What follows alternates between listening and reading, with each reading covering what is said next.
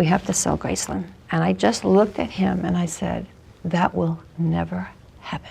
For nearly 50 years, Elvis Presley's home, Graceland, has stood as one of the most famous houses in the world.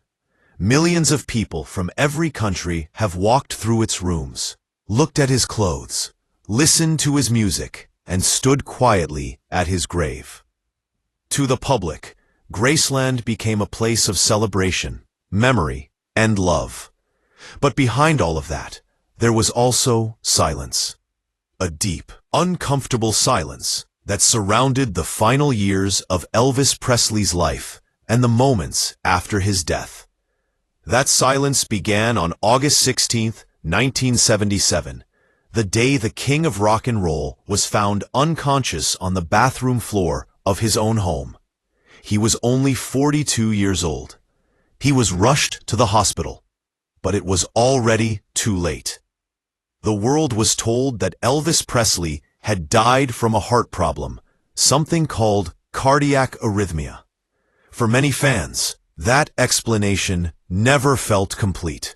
Elvis had been larger than life, full of energy, full of movement. How could his heart simply stop?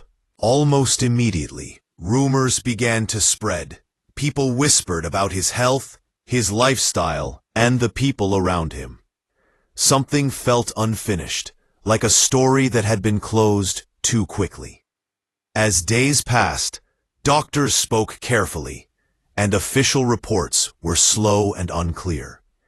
It later became known that Elvis had been taking many prescription drugs for years.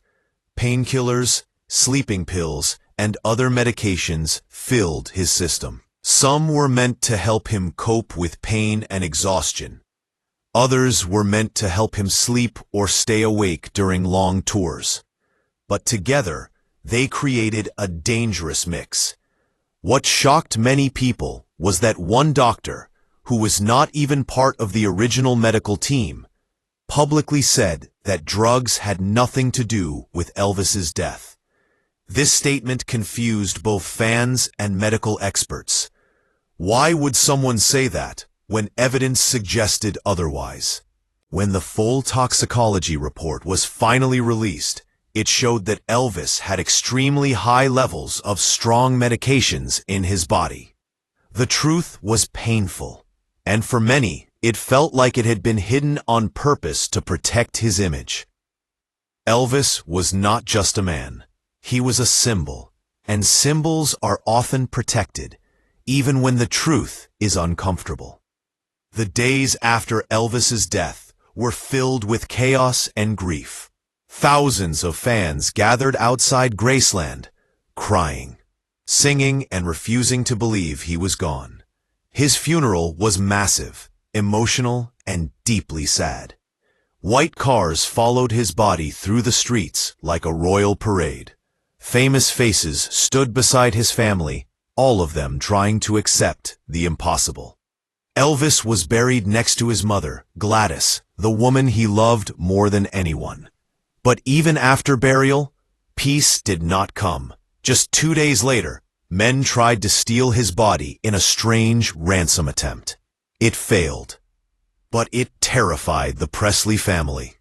They realized that Elvis was not safe, even in death. His father, Vernon Presley, made a difficult decision. Elvis's body was moved and reburied at Graceland itself, inside the meditation garden that Elvis had created while he was alive. From that moment on, Graceland changed. It was no longer just a home. It became a protected space, locked down and carefully controlled. Rooms were closed. Personal areas were sealed.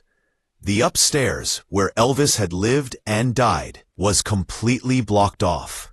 No visitors were allowed there, not even world leaders or close friends. And above that upstairs, hidden from view, was the attic. Unlike other parts of the house, the attic was never mentioned. No photos were released. No stories were told. It was as if it did not exist.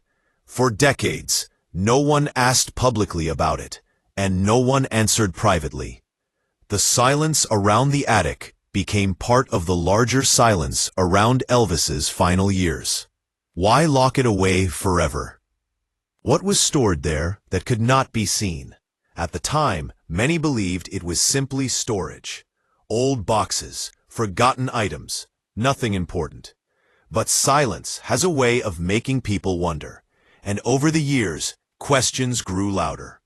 The death of Elvis Presley closed one chapter, but it opened another, one filled with mystery, grief, and unanswered questions that would linger for nearly half a century. To understand why the attic mattered, you first have to understand Graceland itself. Elvis bought the mansion in 1957, when he was just 22 years old. At the time, he was already famous, but he was still young, still learning who he was in a world that suddenly wanted everything from him. Graceland became his safe place. It was where he could be a son, a friend, and sometimes just a man sitting quietly alone. Over the years, he filled the estate with animals, laughter, music, and people. He even kept a pet chimpanzee named Scatter, who wore clothes and caused playful trouble. Graceland was not just a mansion. It was a reflection of Elvis's personality, fun on the outside, but emotional and complicated underneath. One of the most meaningful places on the property was the meditation garden. Elvis created it as a peaceful space, filled with flowers and fountains. He would sit there for hours, thinking about life, faith, and pressure. After his death, it became his final resting place. That alone gave Graceland a sacred feeling. When the house opened to the public in 1982, fans were allowed to see many rooms, but never the upstairs. That area remained frozen in time, just as Elvis had left it. The bathroom where he died was never shown, and above it all was the attic, still sealed, still silent. For decades, even the Presley family rarely spoke about it. Lisa Marie Presley once hinted that she could go through boxes stored there, but she never explained what was inside. That small comment suggested something important. The attic was not forgotten. It was protected. In 2024, something unexpected happened that brought Graceland back into the news in a shocking way. A company claimed that Elvis's granddaughter, Riley Keough, had defaulted on a loan, and they attempted to auction off Graceland. Fans around the world were stunned. The idea that Elvis's home could be taken away felt wrong. Riley quickly fought back, calling the claim fraudulent and accusing the company of forging documents. A judge stepped in at the last moment and stopped the sale, calling Graceland a cultural treasure that could not be replaced. The case raised an uncomfortable question. What if the house had been sold? What if a private owner had gained control of everything inside, including the sealed spaces? Would they have opened the attic without care or respect?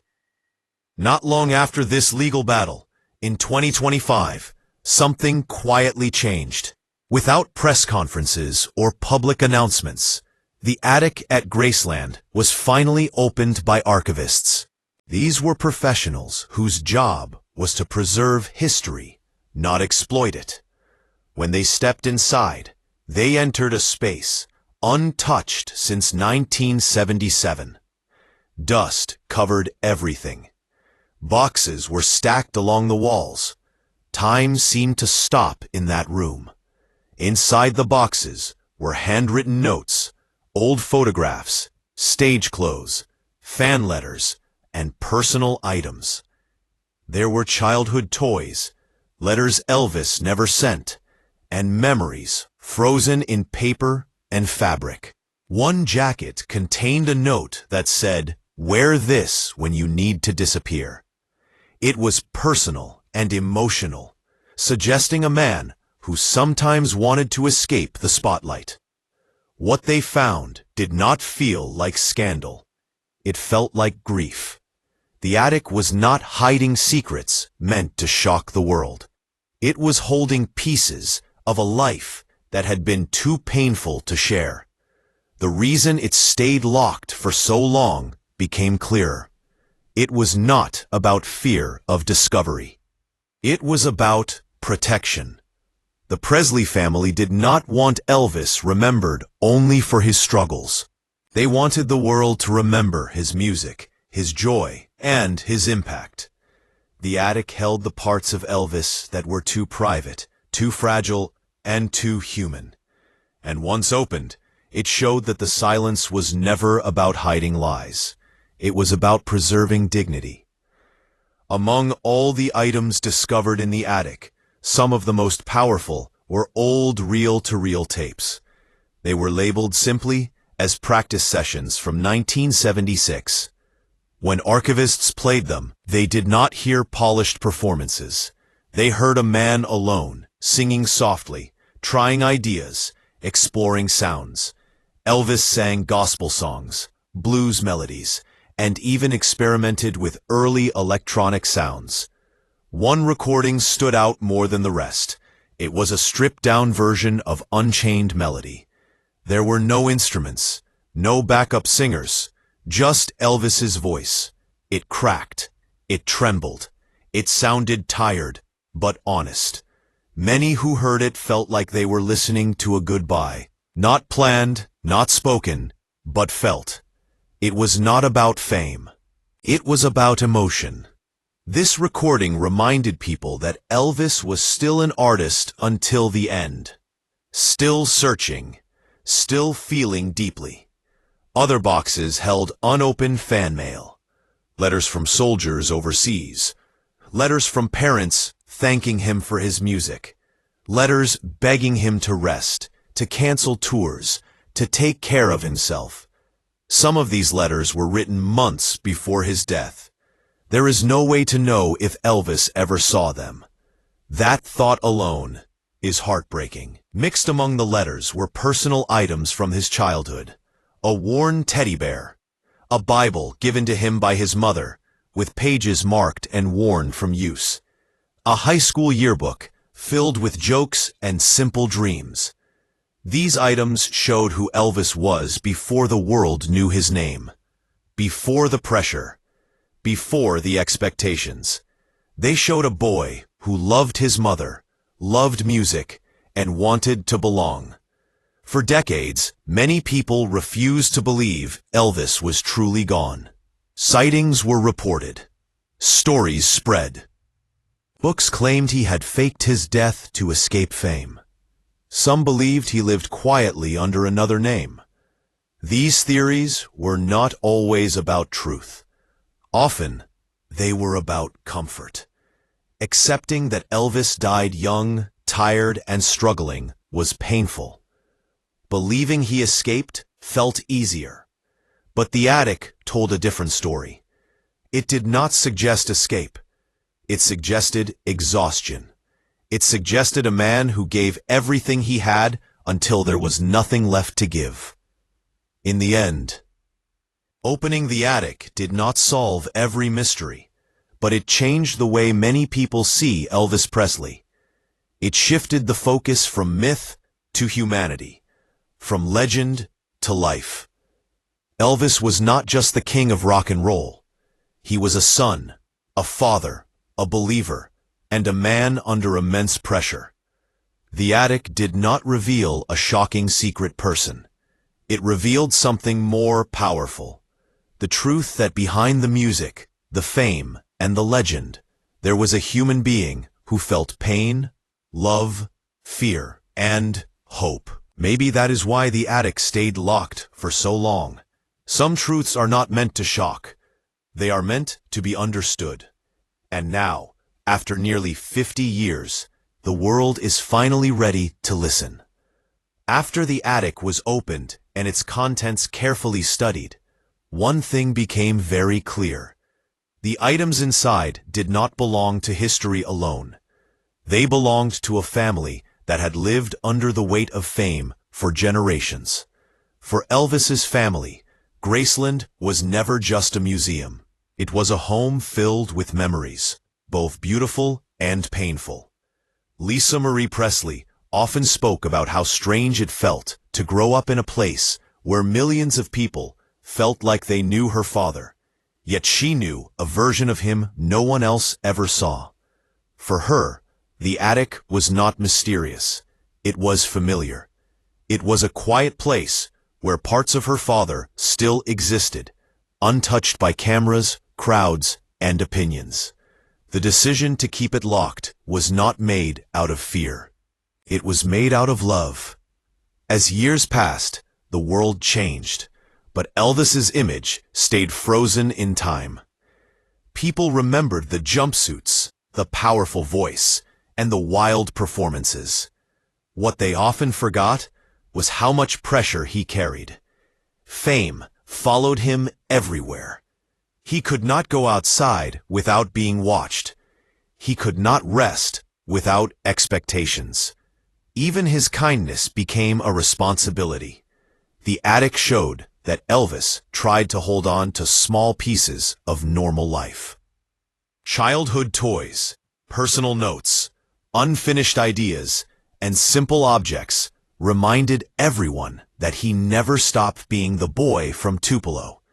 He just learned how to hide that boy when the world demanded a king instead.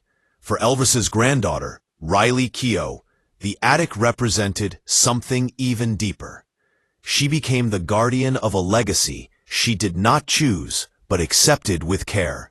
When Graceland was almost taken away in a legal battle, she fought not just for a building, but for the meaning behind it. Opening the attic was not a business move. It was a moment of responsibility. Time had passed, the pain had softened, and the world had matured enough to understand that legends are still human. Sharing these items now felt safe, respectful, and necessary. It allowed the story of Elvis to grow instead of staying trapped in rumors and myths.